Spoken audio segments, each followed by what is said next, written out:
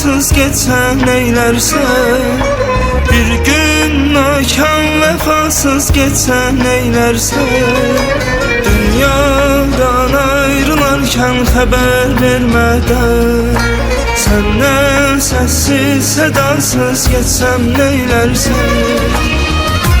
Dilberim seni saçlarını ölmeden ölsem, ben senle bir xoşbəxt bir gün sürmeden ölsem, seni görmeden ölsem beni yar bağışla.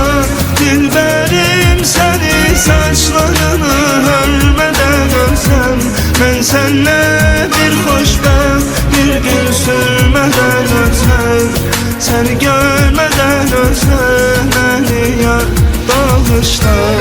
Seni görmeden ölsem beni yar bağışla.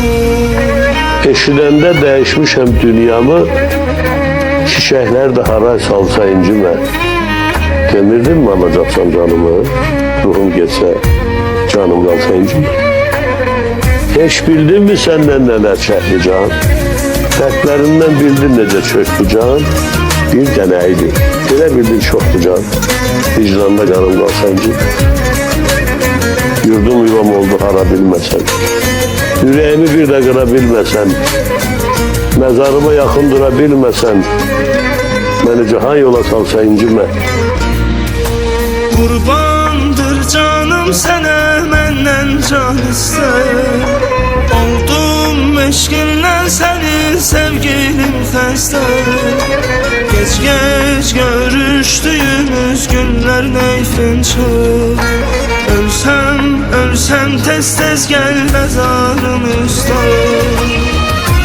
Dilberim seni saçlarını ölmeden ölsem, ben senle bir xoşbəxt bir gün sürmeden ölsem, seni görmeden ölsem beni yar bağışla.